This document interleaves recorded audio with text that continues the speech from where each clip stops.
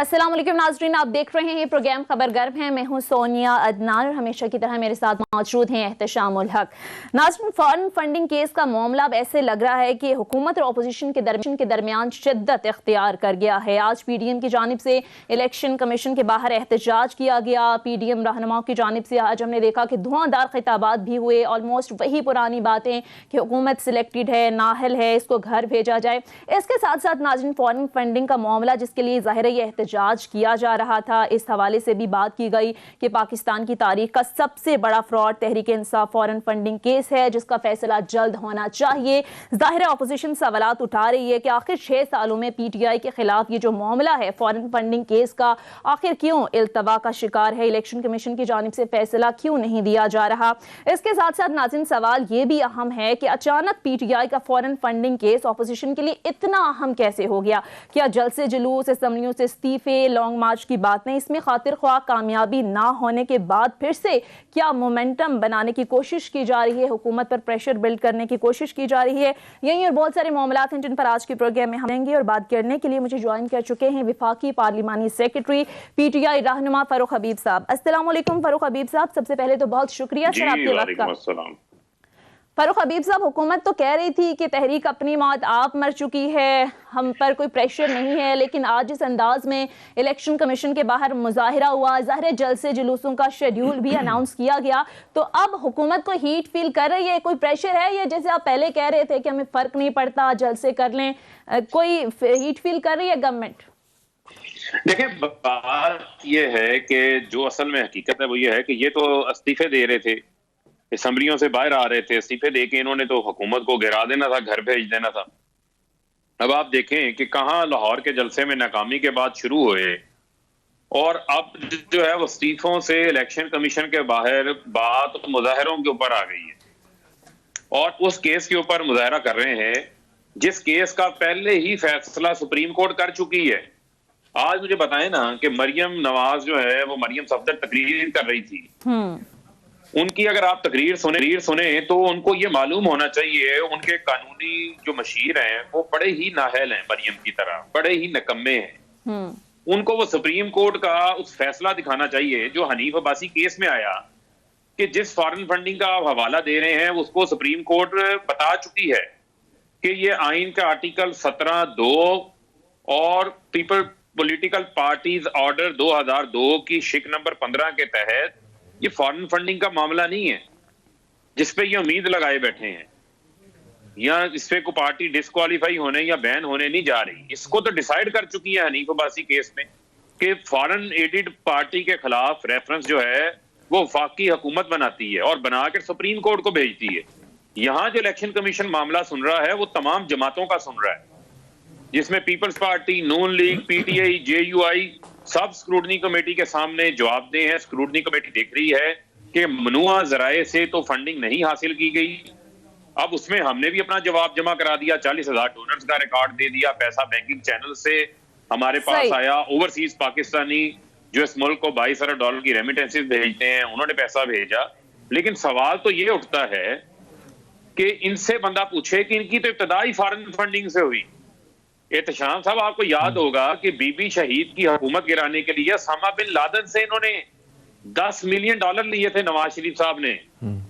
अब जिनकी इब्तदा फॉरेन फंडिंग से हुई हो, जिनकी सरपरस्ती जनरल जलानी ने की हो, जिन्होंने मेहरान बैंक में पैसे लिए हो, वो आज किस मुंह से फॉरेन फंडिंग की बात करते हैं। और एक और सवाल ये करते हैं, कहते हैं जी भारत से पैसे ले लिए, इसराइल से पैसे ले लिए। अब जिंदाल से दोस्तियां आपकी, मुल्क दुश्मन, रियासत दुश्मन, इदारों दुश्मन के खिलाफ बयानिया नवाज शरीफ का है, लेकिन पैसे जो है वो PTI ले रही है मुल्क दुश्मनों से। अगर PTI मुल्क दुश्मनों से पैसा ले रही है, एक मिनट अगर इनकी बात को सामने रखा जाए मफरूजे के तौर पे, तो फिर हमारा कोई ऐसा इकदाम भी तो बता देना जो मुल्क दुश्मन हो, सही, लेकिन जिससे मुल्क को नुकसान पहुंचा हो। लेकिन फारूक साहब, ये मामला इतना ही अगर सिंपल था, इतना ही सादा था जिस तरह से आप बता रहे हैं, तो फिर सवाल ये पैदा होता है कि 7 सालों तक फिर लटकाया क्यों गया इस मामले को। PTI इस्लामाबाद हाई कोर्ट में 5 बार इस कार्रवाई को रुकवाने के लिए गई, तो फिर ये तारीखी हरबे क्यों इस्तेमाल होते रहे? देखें, बात ये है कि ये एक मामला जो है वो इलेक्शन कमीशन के सामने है। जब कानूनी माहिरीन किसी भी केस को देखते हैं तो उस केस के मेरिट्स को देखते हैं, डीमेरिट्स को देखते हैं, اس کی ریمیڈیز کو دیکھتے ہیں, جو پٹیشن دائر کرنے والا شخص ہے اس کا لوکس اسٹینڈائی دیکھا جاتا ہے, وہ ان تمام چیزوں کو دیکھتے ہیں. لیکن میں آپ کو جو چیز ایکسپلین کیے دیتا ہوں کہ پی ٹی آئی وہ واحد جماعت ہے اس ملک کے اندر جس نے باقاعدہ طور کے اوپر اپنے اکاؤنٹس کو, آمدن کو, اخراجات کو دیکھنے کے حوالے سے بہترین جدید فائنینشیل سسٹم بنایا ہوا ہے.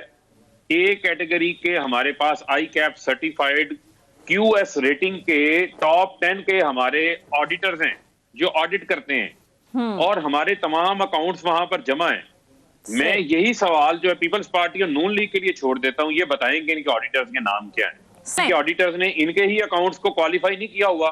آج کیا ہی اچھا ہوتا یہ الیکشن کمیشن کے باہر مظاہرہ نہ کرتے, الیکشن کمیشن کو یادداشت نہ دیتے, بلکہ اپنی فارن فنڈنگ, اپنی پروہیبٹڈ فنڈنگ, اپنے جمع کرائے گئے اکاؤنٹس کی رسیدیں دیتے. جو الیکشن کمیشن ان سے مانگ رہا ہے وہ یہ جمع نہیں کروا رہے, چوری اور سینہ زوری کرے جا رہے ہیں. صحیح, رسیدیں تو آپ نے بھی نہیں دی نا فاروق حبیب صاحب. چلیں احتشام صاحب میں آپ کی طرف آ جاتی ہوں.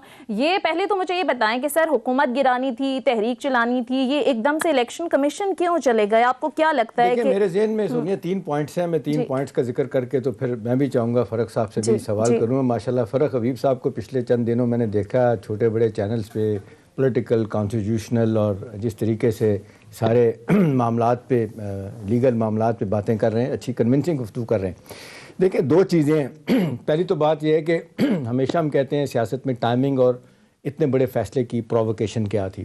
اب جس طریقے سے ہم نے دیکھا کہ پی ڈی ایم نے اپنی تحریک کے حوالے سے اب بالکل یو ٹرن سے بھی آگے گئے, 180 ڈگری کا ٹرن لیا. جنوری جو میں نے فیصلے کرنے تھے کہ جی ہم نے جنوری میں تحریک چلانی ہے, استعفے دینے ہیں, شٹر ڈاؤن کرنا ہے, لانگ مارچ کرنا ہے, اب وہ اس کو لے گئے ہیں مارچ پہ. فروری میں اس کی اناؤنسمنٹ کریں گے. اور پھر آپ نے دیکھا کہ پہلا تحریک کا مرحلہ جس طریقے سے گزرا ہے, ہم نے دیکھا کہ اب تو فورن اگینسٹ اوپینین والی بات بھی نہیں. میجورٹی جو نرم گوشہ رکھتے ہیں پی ایم ایل این کے لیے, چاہے میڈیا میں ہے چاہے باہر ہیں, وہ یہ بات کر رہے ہیں کہ جی جو ڈنٹ ڈالنا چاہتے تھے یہ تحریک والے وہ نہیں ڈال پائے, اور جو لیڈرشپ کرنا چاہتی تھی اپنے آبجیکٹیو اچیو نہیں کر سکی, اور جس طریقے سے عام آدمی کو موبلائز کرنے کی بات تھی وہ نہیں ہو سکی. دیکھیں ایک تو اس میں بڑا وزن ہے. دوسری بات ہے کہ آج میں جب پنڈی سے آیا, سارا گھومتا ہوا دیکھ کے میں یہاں پہنچا ہوں, تو میرا اپنا خیال تھا کہ آج بڑا شو پٹ اپ کریں گے. اس حوالے سے آپ دیکھ لیں, دیانتداری والی رائے رکھنے چاہیے. ہم سے بھی لوگ سوال پوچھتے ہیں کہ آپ اتنا غلط بات کریں گے جب ہم ناجائز کو گفتگو کریں گے. تو اتنے دنوں کی تیاری کے بعد جس طرح لوگ آئے ہیں, گاڑیاں زیادہ نظر آئی ہیں, بندے کم نظر آئے ہیں, لیکن تقریریں جس طریقے سے کی گئی, اور کانسٹیٹیوشنل ایونیو کا ذکر کیا مریم صاحبہ نے, کانسٹیٹیوشن ایونیو ہے جہاں پہ سارے اکٹھے ہوئے ہیں. دیکھیں اب ایک بات تو سمجھ آ گئی ہے کہ جی جس طریقے سے اپوزیشن کی تحریک جو ہے نا ان کو ہٹانا چاہتی ہے, بظاہر لگتا ہے اتنا آسان نہیں ہے, اور جو پہلے مرحلے میں سیاسی مقاصد حاصل کرنا چاہتے تھے وہ نہیں ملے. اب دوسری بات یہ ہے کہ جی اب کیا آپشن رہ جاتا ہے. آپ وہ بات جس سے بالکل پیچھے چلے گئے تھے, استعفوں کی بات کر رہے تھے, اب ایک دفعہ پھر استعفوں سے ہٹنے کے بعد اب یہ کہہ رہے ہیں جی نو کانفیڈنس ہم لیں گے. ٹھیک ہے جی, نو کانفیڈنس موشن لے کے آئیں گے. ابھی فرق صاحب جو میرے ذہن میں سوال آ رہا ہے, یہ آپ نے اگلے دن بھی شاید اس طرح گفتگو کی تھی, ابھی آپ نے حنیف عباسی کا کیس کا حوالہ دیا. یہ ہمارے ناظرین کو یہ بتائیں کہ یہ کیس کیا فائنلائز ہو گیا تھا؟ کچھ لوگ کہتے ہیں کہ سردار رضا خان صاحب جو الیکشن کمشنر پہلے رہے ہیں, ان کا کوئی ذاتی بھی پرخاص تھا آپ لوگوں کے خلاف, اس وجہ سے بھی اس معاملے کو لمبا لٹکایا گیا. اور تیسری بات اس کے ساتھ یہ بھی واضح کر دیں کہ اگر فرض کریں ہائپوتھیٹیکل کوسچن ہے کہ آپ کے خلاف فیصلہ آ بھی جاتا ہے, تو کیا اس سے حکومت جائے گی؟ کیا آپ کو استعفیٰ دینا پڑے گا؟ نااہلی ہو جائے گی؟ کیا ہوگا؟ دیکھیں میں آپ کے پہلے اور آخری سوال کو پہلے لے لیتا ہوں, اور پھر جو آپ نے سابقہ الیکشن کمیشن کے بارے میں بات کی اس پہ بعد میں بات کر لیتے ہیں, کیونکہ آپ کا آخری اور جو پہلا سوال ہے آپس میں کو ریلیٹڈ ہے. دیکھیں جو پاکستان کا آئین ہے نا, اس کے تحت تمام قانون بنتے ہیں. پاکستان کے آئین کے اگینسٹ کوئی قانون اس ملک کے اندر نہیں بن سکتا, پارلیمنٹ بھی قانون سازی نہیں کر سکتی. ٹھیک, ورنہ وہ سپریم کورٹ میں چیلنج ہو جاتا ہے, سپریم کورٹ اس قانون کو ٹرن ڈاؤن کر دیتی ہے. جب پاکستان کا آئین کا آرٹیکل 17 جو فریڈم آف ایکسپریشن کی بات کرتا ہے, تو اس کا 17(2) جو ہے یہ بتاتا ہے کہ اگر کوئی پارٹی فورن ایڈڈ پارٹی ہے جو ملک کی سوورینٹی کے خلاف کام کر رہی ہے کسی فورن گورنمنٹ سے پیسے لے کر, تو اس کے خلاف ریفرنس وفاقی حکومت بنائے گی, اور وہ ریفرنس سپریم کورٹ جائے گا. اور یہ انٹیریئر منسٹری کا کام ہے. جی جب حنیف عباسی اس کیس کو لے کر گئے तो सुप्रीम कोर्ट ने बड़ा इसका डिटेल्ड जायजा लिया, हमारे से डॉक्यूमेंट्स मांगे, हमने भी डॉक्यूमेंट्स दिए। जब सुप्रीम कोर्ट ने तमाम चीजों का जायजा लेके इस नतीजे पे पहुंचे, जो फैसले में लिखा, उन्होंने इसका हवाला दिया कि पॉलिटिकल पार्टी ऑर्डर 2002 की शिक नंबर 15 भी यही कहती है कि वफाकी हुकूमत बनाएगी। ये इलेक्शन कमीशन का प्रीव्यू ही नहीं है, उनका दायरा इख्तियार ही नहीं है। अब इनकी सारी एहतजाज, इनकी सारी उम्मीदें अब इस चीज पे बेस कर रही हैं कि पता नहीं को फॉरेन फंडेड निकल आएगी और हम इस पार्टी को बैन करवा लेंगे, जबकि इलेक्शन कमीशन उसका फोरम नहीं है। और जब ये केस दायर हुआ, इनको इतना यकीन था, आज अकबर बाबर की छोटी बहन बनी हुई है मरियम साहबा, वो 2014 में तो इनकी हुकूमत थी, वफाकी हुकूमत थी, ये उस वक्त रेफरेंस बनाते। कितने फरक साहब सवाल ये है, बड़ा अच्छा एक्सप्लेन किया। सवाल ये है कि अगर सुप्रीम कोर्ट ने बाकायदा एक डायरेक्शन दे दिया है कि ये काम रेफरेंस बनाने का काम मिनिस्ट्री ऑफ इंटीरियर का वो कर सकते हैं, तो ये फिर इलेक्शन कमीशन इनकी बातों को क्यों एंटरटेन कर रहा है? क्यों आप समझते हैं कि इनको बार बार जो आपको बुलाया जाता है और ये बात अब अपोजिशन बड़े दिमाग से कर रही है? वो उसी फैसले अब उसी फैसले पे आ जाते हैं। उसी जो सेकंड पैरा है सुप्रीम कोर्ट के, उसी फैसले का, उसमें सुप्रीम कोर्ट इलेक्शन कमीशन को कहती है कि ये इलेक्शन कमीशन इस चीज का बाउंड है कानून के तहत। वो भी शिक आपको बता देता हूं, वो पॉलिटिकल पार्टीज ऑर्डर की शिक नंबर 6 की तीसरा हिस्सा है उसका, 3 नंबर, जो ये कहता है कि आपने फंडिंग अगर ममनुआ जराए से ली है, यानी कि आपने अगर किसी मल्टीनेशनल से, किसी कंपनी से, किसी ट्रेड एसोसिएशन से ली है, तो ये इलेक्शन कमीशन का काम है कि प्रोहिबिटेड फंडिंग की जांच पड़ताल करें। अब इलेक्शन कमीशन की स्क्रूटनी कमेटी तमाम जमातों की उस फैसले की रोशनी में प्रोहिबिटेड फंडिंग की जांच पड़ताल कर रही है, जिसकी पॉलिटिकल पार्टीज रूल 2002 के तहत शिक नंबर 6 है उसकी सजा है confiscation of that funds. Maximum ये है, पार्टी के ऊपर ममनुआ मैक्सिमम ये है कि वो पैसा जब्त कर लिया जाएगा, वो जितने पैसे होंगे वो हक़ सरकार जब्त हो जाएंगे। ठीक, सही, ठीक है। यानी अब ये बता रहा हूं आपको कि इसमें भी इनको यू टर्न लेना पड़ेगा। मरियम बीबी को चाहिए था कोई एतजाज ऐसे से ट्यूशन ले लेते, बिलावल को एतजाज साहब ने समझा दिया था कानून, वो आज के एहतजाज में आए ही नहीं।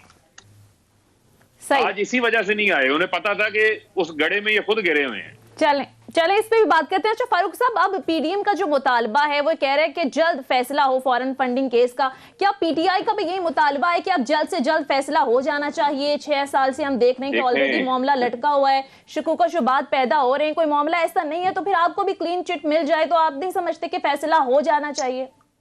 देखें, हमें तो इसके ऊपर किसी किस्म का कोई एतराज नहीं है। मैं आपके प्रोग्राम से भी ये तवज्जुह से ये बात कहना चाहता हूं कि हम इसको वेलकम करते हैं, और साथ में हम ये कहते हैं कि पीटीआई का रिकॉर्ड पीटीआई ने दे दिया। अब जो इलेक्शन कमीशन अपने फैसले में कह रहा है, ऑर्डर लेकर लिख रहा है 24 सितंबर को 2002 को 2020 को, कि पीपल्स पार्टी और नून लीग स्क्रूटनी कमेटी को जराए नहीं बता रहे कि इनके फंड्स कहां से आए, क्योंकि ये खौफजदा हैं कि इनकी मनी लॉन्ड्रिंग, हुंडी, किकबैक्स, फॉरेन फंडिंग ना पकड़ी जाए। ये भी अपने जराए ले आए।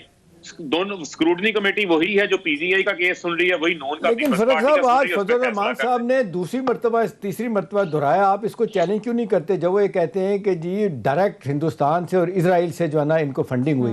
तो ये तो बड़ा सीरियस नोयत का इल्जाम है। साथ वो ये कह रहे हैं कि नेशनल सिक्योरिटी का इशू बन गया है कि इमरान को हटाया जाए। देखें, बात ये है, फजल रहमान साहब इस टाइम सख्त फ्रस्ट्रेशन के अंदर हैं। जितने उन्होंने अपनी, वो कहते हैं ना कि अपनी परों तले जितने उन्होंने चूजे लिए थे वो निकल गए हैं। पीपल्स पार्टी अलग हो गई है, नून लीग भी सेनेट का इलेक्शन लड़ने जा रही है, ज़िमनी इलेक्शन भी लड़ने जा रहे हैं। वो शदीद किस्म की फ्रस्ट्रेशन का शिकार है। और वो जब भारत की बात करते हैं, इजराइल की बात करते हैं, तो मेरे ख्याल में वो नवाज शरीफ के मुतालिक कह रहे हो, जिनका जंदाल से ताल्लुक है, जिनका मोदी से ताल्लुक है, जो इधर आते हैं। सैयद अजमल कादरी जो है वो नवाज शरीफ के वजीरे मजहबी अमूर थे, जो टीवी पे आके जिन्होंने इंकशाफ किया कि मियां साहब ने मुझे खुफिया तौर पे इजराइल दौरे पे भेजा था। कोई पाकिस्तानी शायरी इजराइल दौरे पे तो नहीं जा सकता। तो ये तमाम मामला तो इनके ऊपर प्रूव होते हैं। ठीक है, चलें। तो चोरी और सीना जोरी ना करें, मैं तो ये बात कहता हूँ। सही। फारूक साहब, एक ब्रेक के लिए कहा जा रहा है, मुख्तसर ब्रेक लेते हैं। Stay with us.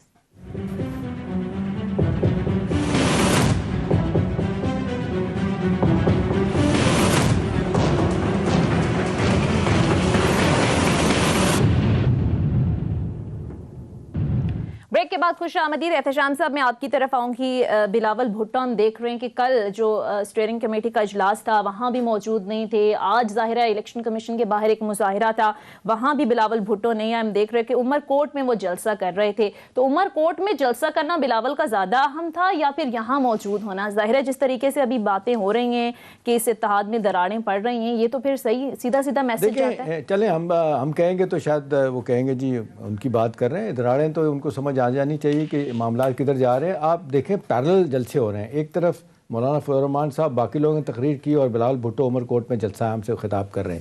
اب ظاہر سی بات ہے یہ نہ سمجھ آنے والی بات نہیں ہے کہ یہ بڑا واضح طور پہ بتا رہا ہے کہ اختلافات پیدا ہوئے ہیں. اس حد تک پیدا ہو گئے ہیں کہ ہر جگہ جب طے ہوا تھا فضل الرحمان صاحب، بلاول بھٹو اور مریم صاحبہ اکٹھے ہوں گے، اور یہ تینوں ہی کراؤڈ پولر کا سمجھا جاتا ہے ان کو. باقی تو ٹانگا پارٹی ہے نا، وہاں پہ کسی کو پتہ ہی نہیں تین پارٹیوں کے علاوہ کون سی اہل حدیث ہے. اور وہ اپنے جے یو آئی پاکستان ہے، جمعیت علماء پاکستان، انس نورانی صاحب پاکستان کے خلاف گفتگو کرنے والا شخص، باپ اتنا بڑا آدمی تھا. میں حیران ہوں اس بندے کے بھی جس نے بلوچستان کو علیحدہ ہو جانا چاہیے اس طرح کی باتیں کی تھی. مطلب ایک اپنی بھی اس بندے کی سیٹ نہیں ہے، کوئی M N A M P A نہیں ہے، سینیٹر نہیں ہے. اب دیکھیں سوال یہ ہے کہ جس طریقے سے ڈسٹنس کیا ہے بلاول بھٹو زرداری نے، بہت بڑا ڈینٹ ہے ان کے لیے. اور جس طریقے سے ہونا چاہیے تھا کہ بھی بیک ٹو بیک یہ جلسے جلوس کر کے اکٹھے ایک میسج آف وننس دیتے، وہ نہیں گیا. اب یہ سیاسی طور پہ میرا خیال ہے ایک عام آدمی کو بھی سونیا یہ بات سمجھ آ رہی ہے کہ بلاول بھٹو زرداری صاحب نے لائن لے لی ہے وہی جو والد صاحب کی تھی. تھوڑی دیر کے لیے گڈی انہوں نے کہا کہ جی ٹھیک ہے اکٹھے ہوتے ہیں، لیکن فائنلی انہوں نے بہت زیرک آدمی ہے، بیمار ہیں، انہوں نے کہا کہ بھی اب یہ آپ والی سیاست نہیں کر سکتے کہ ہم اب سینٹ سے بھی آؤٹ ہو جائیں، ہمیں جو 6 سیٹیں ملنی ہیں مزید وہاں سے ختم ہو جائیں، استعفے دے دیں، ضمن انتخاب میں لڑیں. اور جناب آج دیکھیں انہوں نے اب جس طریقے سے ان کے ایک کوئی شاہ صاحب ہیں جنہوں نے ضمن انتخاب میں آپ دیکھیں کہ وہ ایک بہت بڑے آدمی کو جو چیف منسٹر رہا ہے اس کو ہرایا انہوں نے وہاں پہ ضمن انتخاب میں. ٹھیک ہے نا، اب یہ ان کا ایک فوٹے تو ہے وہاں پہ، اب وہ کیوں چھوڑ کے آ جائیں؟ اور پھر یہ کہ 2.5 سال ابھی بھی رہتے ہیں، حکومت کو کرنا چاہیے، ان کو کرتے رہیں گے. ایک تو یہ کہ یہ میرا خیال ہے سوال جس طریقے سے آپ کر رہی ہیں یہ ان کے پرائیویٹ حلقوں میں باتیں ہو رہی ہیں کہ اس کا ہمیں تحریک کو بڑا شدید نقصان پہنچا. ویسے بلاول اور مولانا کے درمیان جو اختلافات ہیں یہ بھی اپنی جگہ ہیں، لیکن آ جاتے ہیں تھوڑا سا اس طرف آ جاتے ہیں فاروق صاحب، جو میرا خیال ہے جہاں پہ کمی نظر آ رہی ہے آپ کی سائڈ پہ. ابھی دیکھ جس طریقے سے مومنٹم بلڈ کرنے کی انہوں نے کوشش کی، اب معذرت کے ساتھ یہ اکٹھا تو کریں گے، یہ آپ کے لیے مسلسل ایک پریشانی تو پیدا کرتے رہیں گے. ابھی جس طریقے سے آج لوگ آئے ہیں، کچھ لوگ کہتے ہیں 10,000 ہیں، کوئی 5,000 ہے، کوئی اس سے زیادہ کی بات کر رہے ہیں، وہ تو لاکھوں کا مجمع کہیں گے. سوال یہ ہے کہ ہم تو روز دیکھتے ہیں کہ اسلام آباد میں چوک ہو جاتا ہے، تھوڑے سے لوگ جب ڈی چوک پہ اکٹھے ہو جائیں، چاہے ٹیچر یا نرسیں. ابھی اگر یہ پلان کر کے بڑا ایک لوگوں کو لے کے 20-30 ہزار لوگوں کو لے کے آ جاتے ہیں تو آپ نہیں سمجھتے کہ آپ کے لیے بہت بڑی مشکل ہو جائے گی حکومت کے لیے فیصلہ کرنا کہ جی اب کیا کریں، کیا ہوگا؟ پہلے تو تشان صاحب آپ اس چیز کو اپریشیٹ کریں کہ ہم نے صحیح معنوں میں ایک جمہوریت کا ثبوت دیا، یا نہیں روکا ان کو. ٹھیک، ہم نے ان کو الیکشن کمیشن آنے دیا، مکمل آزادی دی. ہم نے کہا کہ جو انہوں نے آ کر احتجاج کرنا چاہتے ہیں وہ کر لیں، حالانکہ ان کے پاس اخلاقی جواز ہی نہیں ہے. آپ احتجاج اس وقت کرتے ہیں جب کسی چیز میں کوئی رکاوٹ ہو. جب آپ خود جواب دیں ہیں اور الیکشن کمیشن کہہ رہا ہے کہ آپ خود بھاگے ہوئے ہیں، اپنا آپ جواب نہیں جمع کروا رہے، اپنی سیٹیں نہیں دے رہے، پھر بھی آپ نے احتجاج کا شوق پورا کرنا تھا، آپ کر لیں. لیکن ہم نے کوئی رکاوٹ نہیں ڈالی. اسی طریقے سے ہم انہیں کہتے ہیں کہ آپ اگر پورا من احتجاج کرنا چاہتے ہیں آپ کر لیں، لیکن آپ کا جو ان کی حکومت کا طریقہ کار تھا آپ کو یاد ہوگا، اسی ڈی چونک پہ انہوں نے ہمارے اوپر آنسو گیس بھی چلائی تھی، ربڑ کی گولیاں بھی چلائی تھی، ہمارے کارکنوں کو بھی گرفتار کیا جاتا تھا. ایک صوبے کا رستہ انہوں نے پاکستان کے ساتھ کٹ کر دیا تھا. وہ پورے ملک کی جو ہے آنسو گیس انہوں نے پرویز خٹک کے اوپر چلا دی تھی پکڑ کے، آپ کو یاد ہوگا، بڑے بڑے ڈھیر لگ گئے تھے شیلز کے. تو یہ تو ان کا ایک آمرانہ مائنڈ تھا، ذہنیت تھا. ہم نے اس سے اپنے آپ کو الگ کیا، ہم نے ان کو موقع دیا. اب عوام ان کے ساتھ کنیکٹ نہیں کر رہی. عوام کو پتا ہے کہ یہ وہی چوروں کا ٹولہ ہے. لیکن فرق صاحب معذرت کے ساتھ جس طریقے سے کارکردگی کے سوال اٹھائے جا رہے ہیں، خاص طور پہ آٹا، چینی، گیس اور بجلی اور اس کے بعد پیٹرول، مہنگائی، اور آپ دیکھ لیں کہ دنوں میں ابھی دیکھ لیں کہ گھی کتنا زیادہ مہنگا ہوا ہے. ایک دم سے آپ دیکھ لیں کہ 5 kg کا جو ڈبہ ہے اس میں ایک دم سے ایک بڑا اضافہ ہو گیا. تو لوگ ابھی تک تو ان کے ساتھ شامل نہیں ہو رہے، اور یہی آپ دیکھ لیں نفس پہ ہاتھ رکھنے کی کوشش کر رہے ہیں. انہیں کبھی خیال نہیں آیا تھا، اب وہ عوام کی بات کر رہے ہیں، آٹے چینی दाल की। तो आपको लगता है कि किसी स्टेज पे लोग इकट्ठे हो जाएंगे, तंग आ जाएंगे जब आप परफॉर्म नहीं कर पाएंगे? असल में नहीं, असल में देखें, हमारी परफॉर्मेंस का मसला नहीं है। देखें, लोगों ने इनको मुस्तरद किया हुआ है, लोगों को पता है कि ये मुल्क को इस दहाने के ऊपर छोड़ के गए हैं। देखें ना, मुझे आप ये बताएं, जो आज फॉरेन फंडिंग की बात कर रहे हैं, उनकी सारी लीडरशिप खुद फॉरेन में बैठी हुई है, बच्चे फॉरेन नेशनलिटियां लेके बैठे हुए हैं, मियां साहब भी फॉरेन में बैठे हैं, सलमान शहबाज भी फॉरेन में बैठे हैं, इसहाक डार भी फॉरेन में बैठे हैं, पैसा भी, दौलत भी फॉरेन में है, इन्वेस्टमेंट भी फॉरेन में है, हर चीज फॉरेन में है। अवाम इनके साथ इस वजह से कनेक्ट नहीं कर रहे। जहां तक आपने मसाइल की निशानदेही की, मसाइल जो है वो अपनी जगह के ऊपर, जो अवाम के हवाले से, महंगाई के हवाले से हैं, उसके ऊपर हुकूमत यकीनन काबू पा रही है और उनको अवाम को सहूलत देने के लिए फैसिलिटेट करने की कोशिश कर रही है। ये साल के मसाइल हैं, माजी की हुकूमतों की बहुत सारी गलत पॉलिसीज के नताइज हैं। अगर एक एक करके बात करें, आपने बात की, देखें घी की बात की, लेकिन एहतशाम साहब इशू ये है कि घी जो है पाम ऑयल ये पाकिस्तान में पैदा नहीं होता, पूरी दुनिया में इसकी शॉर्टेज आई हुई है, पूरी दुनिया में कीमतें बढ़ी हैं और हम इसको इंपोर्ट करते हैं। 70% दालें हम इंपोर्ट करते हैं। जहां तक बात की आपने आटे की बात की, यकीनन उसके ऊपर माफियाज का किरदार भी था, उनको भी हाथ डाला, लेकिन गंदम की पैदावार में भी कमी हुई, उसमें बीज के इश्यूज भी हैं। यानी इंडिया 70 मन ले रहा है पैदावार, हम आज भी 30 मन ले रहे हैं। उसमें हमारी लेटेस्ट रिसर्च के मुतालिक मामला भी है जिसमें हुकूमत ने इक़दाम लिए हैं जो बेहतर होंगे। चीनी माफिया को भी जो है वो हमने हाथ डाला है, फिर जो इंपोर्ट करेगी 20 रुपए प्राइम मिनिस्टर ने कम की थी वो फिर 110 पे चली गई। और वो चीनी माफिया वाले कह रहे हैं, फरूख साहब ये कह रहे हैं कि सेल टैक्स खत्म कर दें चीनी पे तो कीमत वापस आ जाएगी। नहीं, वो देखें, वो उसमें भी उनकी कोई गारंटी नहीं। आप देखें, मुझे आप ये बताएं कि चीनी मिल्स वाले जो हैं वो पेड इश्तिहार दे के ऐड चला रहे हैं, उसकी कीमत भी उन्होंने आम आदमी के ऊपर डालनी है। सही, ये चीनी जो है वो उससे भी महंगी हो गई। असल में इसमें एक पॉजिटिव चीज ये है, ये वो भी सुन लें कि जो किसान है, किसान को पहले मिलता था गन्ने का रेट 120 रुपए, इस बार किसान को 280 रुपए रेट मिला है। देखें, किसान भी खुशहाल हुआ। अल्टीमेटली हुकूमत प्राइसेस को कंट्रोल करने लगी है, चीनी इंपोर्ट करेगी और इंपोर्टेड चीनी भी मार्केट में आएगी, और जो लोकल माफियाज का जब वो सप्लाईज को रोक के काम करने की कोशिश करते हैं तो उनका भी काटल टूट जाएगा, कीमतें फिर नीचे आ जाएंगी। सही, लेकिन सवाल तो ये हो रहा है कि आखिर आम आदमी तक इस सब का रिलीफ आम आदमी तक कैसे पहुंचेगा? तो फारूक साहब, आप नहीं समझते कि ये जस्टिफिकेशन अब काफी नहीं होगी कि पिछली हुकूमतों का करता धरता है, अब बहरहाल परफॉर्म करना होगा, क्योंकि इमरान खान साहब भी अब कह चुके हैं कि परफॉर्म करना होगा, अब गलती की गुंजाइश नहीं है क्योंकि टाइम कम रह गया है, 2.5 साल का अरसा जाहिर है गुजर गया है, 2.5 साल आपको बाकी रह गए। तो ये जस्टिफिकेशन अवाम में आप नहीं दे सकते जब 2.5 सालों के बाद दोबारा वोट मांगने जाएंगे। तो आप देखें, हम तो अमल दरामद कर रहे हैं। आप देखें कि पाकिस्तान की एक्सपोर्ट्स में इजाफा हो रहा है, इंडस्ट्रियलाइजेशन हो रही है, नई जॉब्स के मौके मिल रहे हैं, हाउसिंग का सेक्टर चल रहा है, नए हमारे नौजवान जो बच्चे डिग्रियां लेके फिर रहे हैं, आइडियाज हैं, उनको सस्ते कर्ज फराहम किए जा रहे हैं कामयाब जवान स्कीम के तहत। यूनिवर्सल हेल्थ कार्ड लेकर आ रहे हैं जो KPK की पंजाब की सब आबादी को मिलेगा, जिससे आप 10 लाख तक अपना इलाज करवा सकते हैं। और वजीर आजम साहब जो है वो पूरी कोशिश कर रहे हैं कि वेल्थ क्रिएशन हो। आप देखें, लार्ज स्केल मैन्युफैक्चरिंग के अंदर इजाफा हुआ, अल्टीमेटली इसका ट्रिकल डाउन इफेक्ट अवाम में जाएगा। आप ये देखें कि फॉरेन रेमिटेंसेस में भी इजाफा हुआ है, हमारे लोगों ने इत्मीनान का इजहार किया है। ठीक है, अब फॉरेन फंडिंग के सवाल पे फरूख साहब वापस जाऊंगा। ये जो अब वो बार बार बात कर रहे हैं मरियम साहबा खास तौर पे कि जी ये 2 फॉरेन एजेंट्स हैं जिनके जरिए पैसा आया, और आप लोगों ने पार्शली माना कि जी हमें नहीं पता कि वो कौन थे, और वो कहते हैं कि ये एक्सेप्ट कर लिया, ये जुर्म एक्सेप्ट कर लिया है PTI ने, लिहाजा उनको फारिग किया जाए। देखिए, बात ये है, ये तो अपना जुर्म तो एक्सेप्ट करें ना पहले।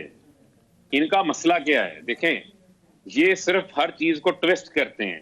देखें, मैं आपको समझाई दिए देता हूं कि US के अंदर हमारे पाकिस्तानी रहते हैं, लेकिन उनके एक अपने कवानीन हैं। उनके कवानीन के तहत कि अगर आपने को पैसा अपने मुल्क में भेजना है, अपने रिश्तेदारों को भी भेजना है, तो उसका भी एक प्रोसेस है, आपको बताना पड़ता है किस मकसद के लिए पैसे आप भेज रहे हैं। इसी तरीके से अगर आपने एक जमात ने पॉलिटिकल फंड रेजिंग करनी है वहां पर, उसका भी एक तरीकाकार है, वहां पर आप अपना एजेंट मुकर्रर करते हैं। हमारा एजेंट पाकिस्तानी है, उसको रजिस्टर करवाना पड़ता है, آپ ڈائریکٹ پیسہ نہیں بھیج سکتے. وہ پیسہ جو ہے وہ آپ اس ایجنٹ کے ذریعے بھیجتے ہیں جو کہ انٹیمیٹ کرتا ہے یو ایس اتھارٹیز کو بھی کہ یہ پیسہ کس مقصد کے لیے استعمال ہوگا. تو لہٰذا ہم نے تو کہا کہ ہمارے وہاں کے لوگوں نے اس کو نوٹرائز کروا کے بھیجا ہے کہ یہ تمام پیسہ اوورسیز پاکستانیوں کا ہے. اس میں کوئی پیسہ ایسا نہیں ہے جس کے اندر کسی فارن نیشنل کا تعلق ہو, کسی کمپنی کا تعلق ہو یا یہ ممنوع ہو. ہم نے تو ریکارڈ بھی جمع کروا دیا ہے. چلیں میں سمجھتا ہوں کہ ان سے بھی سوال ہونا چاہیے احتشام صاحب کہ یہ کیوں نہیں اپنا ریکارڈ جمع کروا. وہ اگلی پیشی میں کہہ رہے ہیں کرائیں گے ہم. چلیں مزید بھی احتشام صاحب بات کرتے ہیں. مختصر بریک کے لیے کہا جا رہا ہے. ناظرین مختصر بریک لیتے ہیں, ہمارے ساتھ رہیے.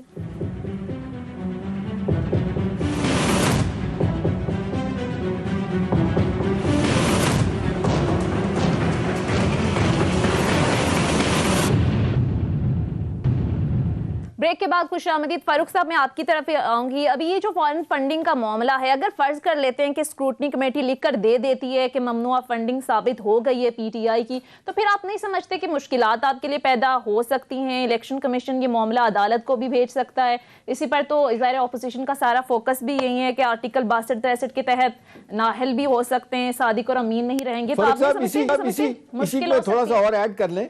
دیکھیں آج میں ہمارے دوست بتا رہے تھے کہ ان کے کزن امریکہ میں رہتے ہیں, پاکستانی ہیں, اور ان کی شادی ایک انڈین خاتون سے ہوئی ہے, وہ مسلمان ہیں وہ بھی, اور وہ اکٹھے رہتے ہیں ملک سے باہر, پھر کویت چلے گئے, باقی جگہوں پہ گئے. اب فرض کریں میاں بیوی نے مل کے وہ پیسہ بھیجا ہے, تو وہ کہتے ہیں وہ تو چیلنج نہیں ہو سکتا. اس کو تو آپ نہیں کہہ سکتے کہ کوئی را کے فنڈ میں سے پیسہ جا رہا ہے, کسی طرح سے جا رہا ہے.